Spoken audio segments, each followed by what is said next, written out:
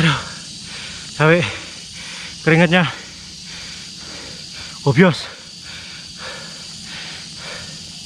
Aduh, dinikmati saja ya. 70 km PP, jalannya naik turun. Nah, gimana lagi, yang tinggalnya di daerah rolling kayak gini harus dinikmati, disyukuri. Rollingan syahdu-syahdu kayak gini tuh ya ora. Yang tinggal di kota-kota yang flat-flat ya apa tantangannya, nggak ada.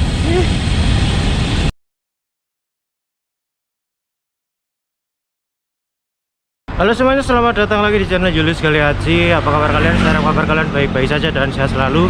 Di video kali ini saya mau bersepeda 70 km dengan melakukan intermittent fasting. Intermittent fasting itu apa? Intermittent fasting itu adalah diet puasa yang dulu dipopulerkan sama Om Deddy atau OCD ya waktu itu.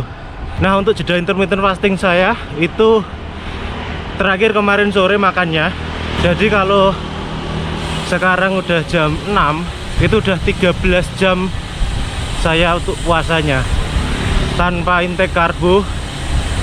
Nanti kita lihat sejauh mana kuat goes apa enggak ini nanti.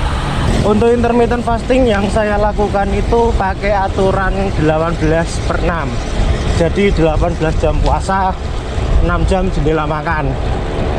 Nah, kalau teman-teman ada yang sedang memulai intermittent fasting, itu bisa pakai yang ringan dulu seperti 14/10, nah kayak gitu, atau 16/8. Cuman sih kalau saya efeknya paling bagus ya ini di 18/6.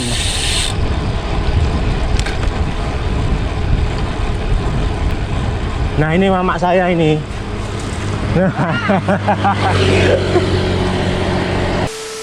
Jadi kalau misalkan saya makan terakhir itu jam 6 sore, maka makan lagi jam 12 siang. Biasanya sih kayak gitu. Nah, kemarin itu makan sorenya itu jam 5 kurang. Makanya ini puasanya agak lama ini. Nah, terus kenapa kok dibela-belain puasa ya sampai 18 jam? Itu tujuannya apa? Ya biar berat badannya turun. Karena ini adalah metode untuk menurunkan berat badan paling ideal kalau buat saya. Jadi saya mulai diet itu menggunakan metode intermittent fasting ini tanggal 23 bulan Februari tahun 2024. Dan sekarang itu sudah 2 bulan, berat badan saya itu bisa turun sampai 82,10 kg. Jadi turunnya itu sudah 6,9, hampir 7 kg ya. Itu penurunan berat badan yang sehat. Soalnya maksimal yang dianjurkan itu 1 kg per minggunya. Jadi selama 2 bulan sih harusnya maksimal 8 kg.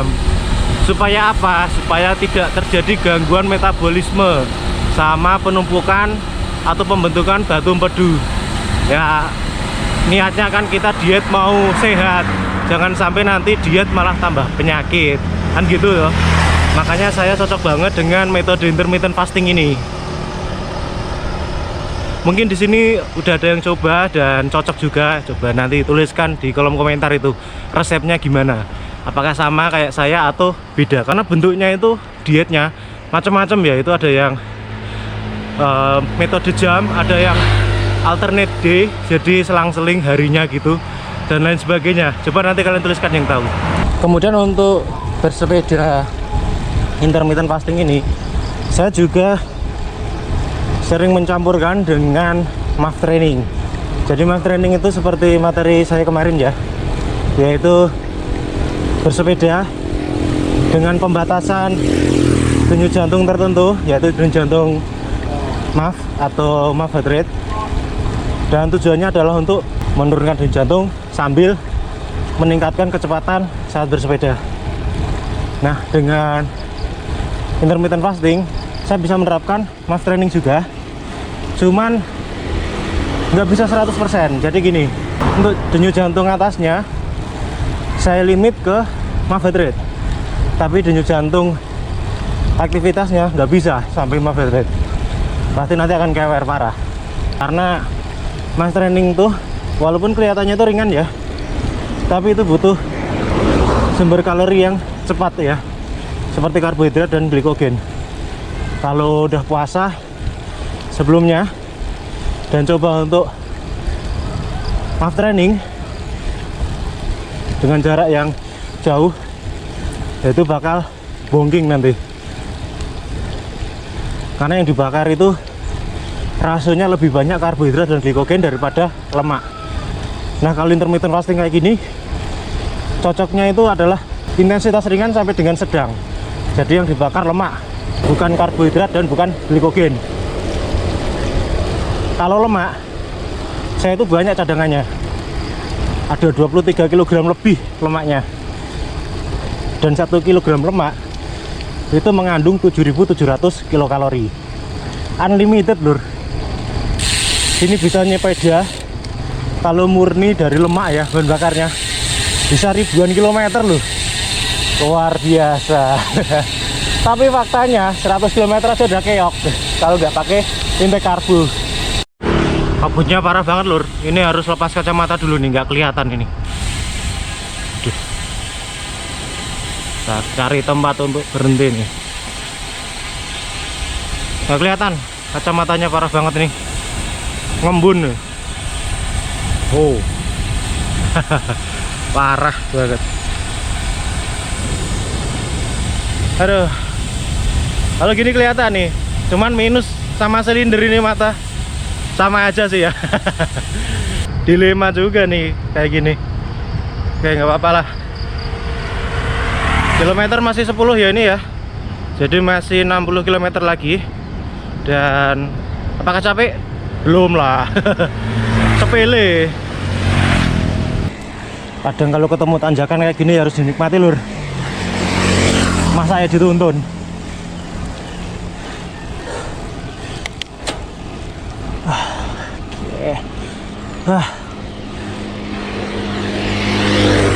Pemanasan dengkul ini.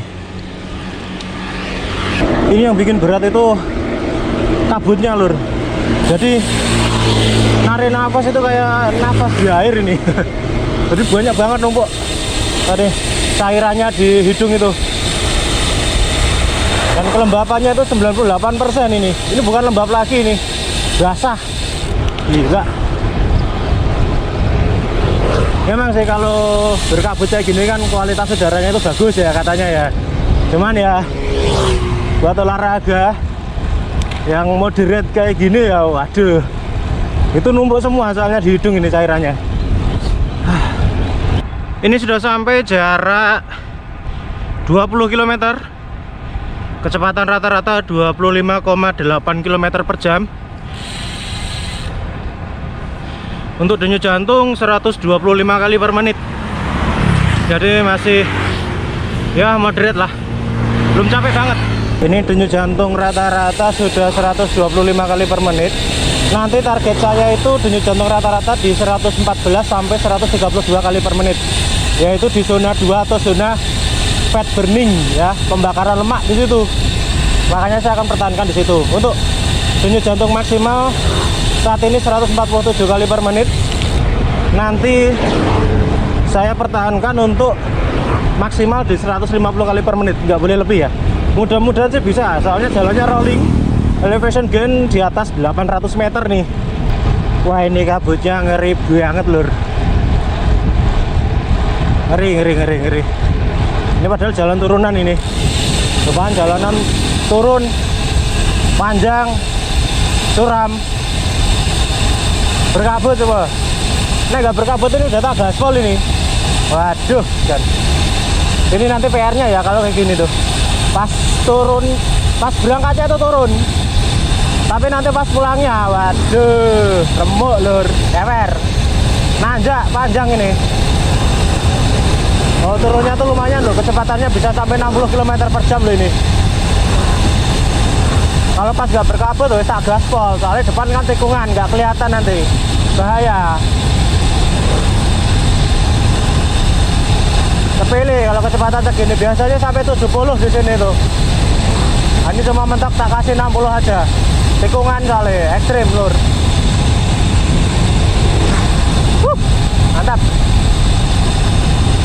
PR, nggak masalah lah.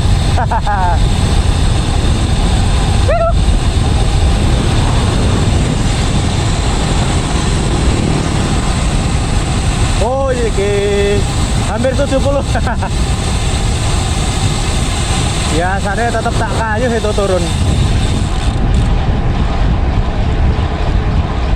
Nah, atau langsung dimulai ronnya kan dari sekarang itu.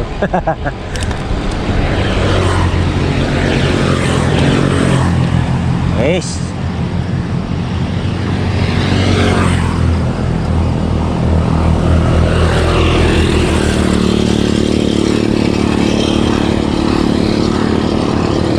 Ini yang bikin heart rate cepat naik itu kayak gini nih.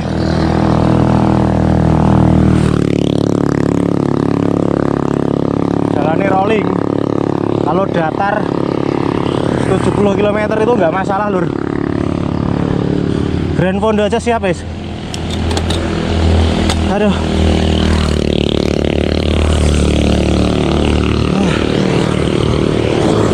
Menggis.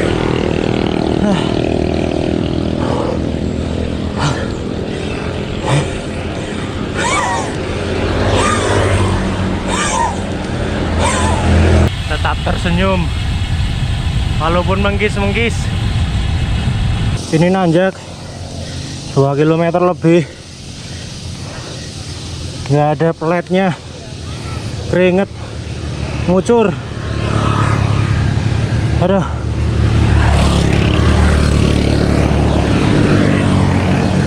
Ya ini yang bikin habis tenaganya. Ya walaupun nanti waktu pulang ini enak jalannya jadi turunan, tapi yang tadi di belakang turunan gantian jadi tanjakan. Ini pakai kombinasi chainring depan 39T, belakang 34T. Wah apa telur. Aduh capek, keringetnya gobios. Aduh. Parah. Aduh. Akhirnya nemu flat. Tapi habis ini masih nanjak lagi ke jembatan terpanjang di Gunung Kidul. Aduh. Denyut jantung udah 145 kali per menit. Sebenarnya masih kuat ya. Kalaupun nanti harus perlu sampai 160 pun masih kuat. Cuman ya tadi saya batasi sampai 150 kali per menit aja maksimal. Enggak, jangan sampai lebih lah. Gobios. Ada parah. Nah depan masih nanjak lagi lur. Nih gambarnya.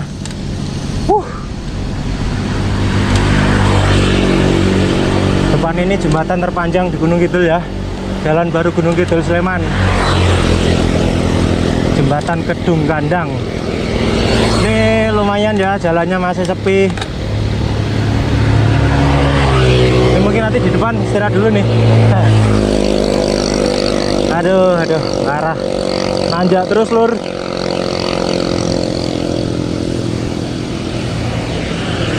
Oke. Pokoknya tetap tabah. Sebenarnya kalau saya nggak ngomong itu lebih enak nanjaknya. Cuman kalau saya nggak ngomong nanti ada yang protes lagi. Bikin apa video kalau nggak ngomong itu? Habis-habisin kota. Habis-habisin kota mbak itu. Anginnya menggis-menggis tenan nih.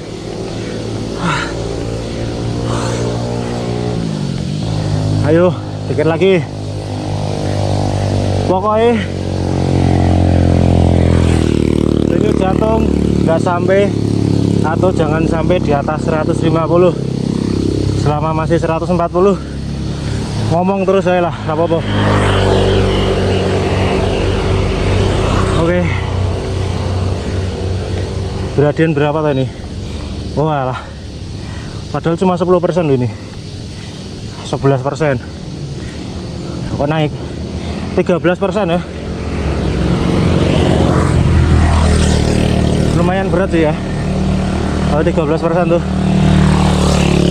Kalau 10% itu masih sedengan lah ya. Kalau 13%, centering 39T, sprocket 34T, berat badan obes, ya wes lah. Apa tenan lur. Oke nih, nah istirahat dulu lah sambil lihat pemandangan nih.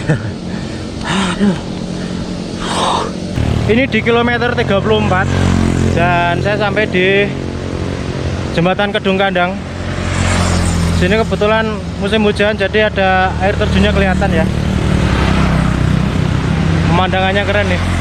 Ada kabut, mirip-mirip Balimun loh nih. Udah kayak naik di gunung aja ini. Padahal ketinggiannya cuma berapa ini? Padahal ketinggiannya itu cuma 300-an meter loh. Tapi udah kayak di gunung ini. Balimunnya, nggak kelihatan mungkin ya. Nanti coba saya zoom ini. Nah di sana ada jalur air terjun. Wah, lumayan nih. Pagi-pagi dapat view menarik. Ini sampai di perempatan Ngelanggeran. Nah depan nih. Jadi kalau ke kanan sana, ini ke arah Gunung Api Purba Ngelanggeran ya. Sedangkan kalau ke kiri, ini ke Kali Pentung. Nah ini saya lurus. Lurus itu di depan yang warna hijau itu adalah Pawon Purba. Pawon Purba, terus lurus lagi kita ke perempatan Tawang.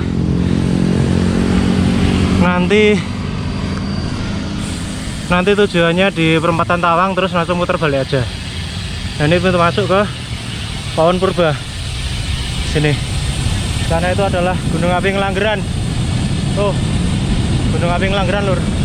Pawon Purba. Dan depan itu, nah Bukit Tower di Patuk nih. Turun lagi. PR nanti baliknya ke sini.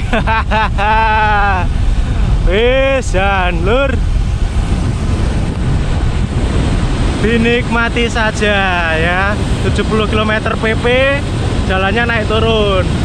Nah gimana lagi, yang tinggalnya di daerah rolling kayak gini harus dinikmati, disyukuri. Rollingan syahdu-syahdu kayak gini tuh ya.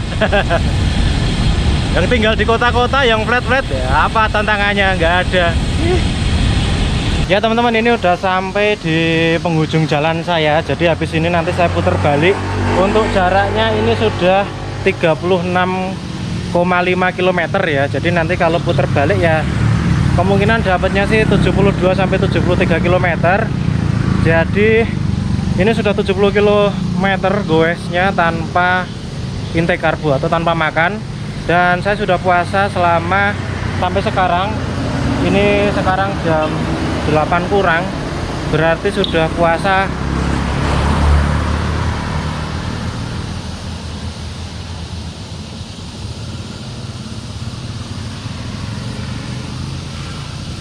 hampir 15 jam. Hampir 15 jam nggak makan sama sekali dan hanya minum air putih. Dan apakah capek? Kalau capek iya, pasti capek ya. Cuman capek banget sih enggak ya. Jadi masih biasa aja. Jadi kalau misalkan tambah 2 kali lipat lagi sih oke-oke aja ya. Masih kuat gitu loh. Jadi kalau misalkan dibalik lagi itu masih kuat. Cuman kalau misalkan sampai 100 km, nah itu yang nggak kuat. Jadi kalau 70 km oke-oke aja lah. Paling nanti sampai rumah ya tepar, tinggal nunggu 3 jam terus makan. Untuk rute saya kali ini lumayan ya, jalannya rolling naik turun. Jadi nanti pulangnya juga naik turun lagi jalannya. Dan sekarang jarak 36 km, saya di ketinggian 350 meter di sini di daerah Patuk. Kemudian untuk elevation gainnya ini 523 meter. Ini baru setengah perjalanan udah 523 meter ya. Tapi nanti pulangnya itu nggak ekstrim sih. Jadi rollingan memang ada, cuman nggak ekstrim. Paling nambah elevation gain cuma 300-an meter aja. Jadi nggak sampai yang kayak tadi. Nanti jalannya turun, terus nanti ya adalah tanjakannya yang lumayan panjang nanti di daerah Gading. Untuk kecepatan rata-rata drop ya dari 25 km per jam ini ke 21 km per jam. Kemudian denyut jantung rata-rata di 128 kali per menit. untuk denyut jantung maksimal di 148 kali per menit. Jadi masih aman lah, masih sesuai dengan target. Kebetulan sih saya pakai sepeda ini ya, sepeda United Philip 700. Ini sepeda hybrid yang sudah saya ubah jadi sepeda road bike. Jadi lebih enteng karena beratnya juga 10 kg kurang dikit. Kalau dibandingin sama sepeda elemen FRC 38 gravel saya yang beratnya itu 15 kg lebih, hampir 16 kg, jelas ini effortnya jauh lebih dikit. Makanya kenapa saya kalau goes jarak jauh itu pakai sepeda ini dan masih bisa senyum-senyum aja ya, karena ini enteng. Coba kalau saya pakai elemen FRC 38 yang kemarin saya goes 120 km itu, waduh itu udah mau mati itu. Di jarak 100 km udah nggak kuat banget itu. Jadi harus makan banyak, harus ngemil, harus minum ekstra pokari, harus isotonisnya banyak. Pokoknya banyak suplemennya. Kalau sekarang ini biasa aja lah ya. Ini kalau saya pas lagi nggak intermittent fasting pasti udah mampir sini nih. Tuh, pohon purba. Makan ayam goreng kampung, terus tahu bacem pakai sayur khas pedesaan ya. Habis itu nasinya pakai nasi merah, enak banget ya asli. Aduh jadi ngiler ya. Cuman karena ini intermittent fasting ya kita lanjut aja lur. Oke lur, ini saya sudah sampai di Gading. Ini jalan baru klaim, jalannya nanjak. Yang tadinya waktu saya berangkat ini turunan, sekarang jadi tanjakan. Gradiennya ini maksimal di 11% ya. Jarak sekarang sudah 48 km. Untuk elevation gainnya ini 729 meter. Hadir asem tenan. Ini tadi tuh turunan panjang, sekarang jadi tanjakan panjang. Semprul. Oke, untuk denyut jantung rata-rata ini 128 kali per menit. Denyut jantung sekarang 135 kali per menit. Untuk gradien turun ya di 5% aja, jadi nggak begitu nanjak. Aduh, tapi ini udah sisa-sisa ini tenaganya ya. Udah 15 jam puasa tanpa karbo dan masih perjalanan 20-an kilometer. Jalannya juga rolling. Nggak apa-apa wes, ditekati wae. Kalau capek sih enggak ya, cuman males aja ini kalau ketemu tanjakan kayak gini. Panjang lur. Ini depan masih nanjak lagi nih. Elevation gain nanjak terus. Sekarang 741 meter.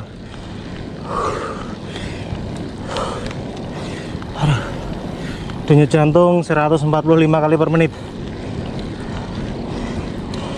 Jadi untuk statistik goes saya kali ini, jarak total yang saya tempuh sejauh 72,49 km, ditempuh dengan durasi 3 jam 9 menit.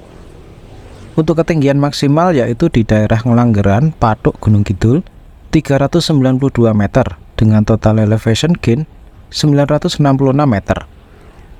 Untuk kecepatan rata-rata saya dapat 23 km per jam, sedangkan kecepatan maksimal atau top speed 72,7 km per jam. Asli ini top speed bikin gemeter seluruh badan lur. Lanjut untuk denyut jantung maksimum di 149 kali per menit, sedangkan denyut jantung rata-rata 131 kali per menit. Sesuai dengan target saya nih, dengan alokasi 16,6% di zona 1, 36% di zona 2, dan paling banyak di zona aerobik atau zona 3 sebanyak 47,4%. Setelah 70 km saya goes dengan perut kosong dan setelah puasa hampir 16 jam. Apakah capek? Ya capek pasti. Cuman yang capek banget itu enggak. Jadi kalau misalkan ini ditambah lagi, itu sebenarnya masih kuat-kuat aja ya. Malah saya penasaran ini, gimana kalau misalkan saya coba goes 100 km dengan kondisi seperti ini, tanpa makan dan sudah puasa lebih dari 12 jam. Kira-kira kuat apa enggak ya? Nah, selama puasa 12 jam atau lebih, itu kandungan dari karbohidrat dan glikogen di dalam tubuh itu akan berkurang. Nah, berkurangnya ini akan mengakibatkan tubuh kita itu kekurangan tenaga. Oleh sebab itu, jika pertama kali mencoba seperti ini, itu pasti akan merasakan yang namanya bonking atau hitting the wall. Jadi tubuh itu bener-bener kayak kehabisan tenaga.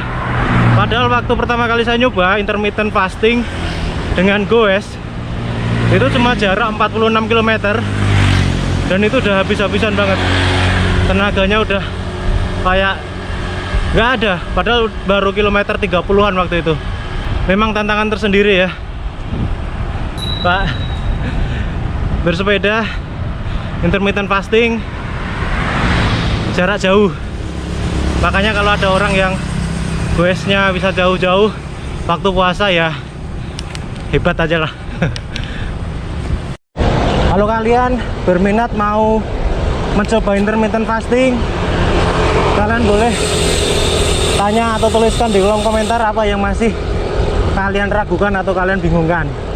Dan untuk tips trik dari bersepeda jarak jauh, bersepeda endurance, nanti kalian bisa tonton videonya di deskripsi. Nanti saya masukkan beberapa video saya yang sebelumnya membahas tentang teknik bersepeda jarak jauh dan teknik bersepeda endurance atau ketahanan. Oke teman-teman, saya rasa cukup video saya kali ini. Semoga video ini bisa bermanfaat atau minimal bisa menghibur kalian. Jangan lupa tekan tombol suka, kemudian subscribe atau ikuti channel ini untuk mendapatkan informasi seperti ini di video saya berikutnya. Bentar, ngos-ngosan. Salam sehat, salam goes, tetap semangat.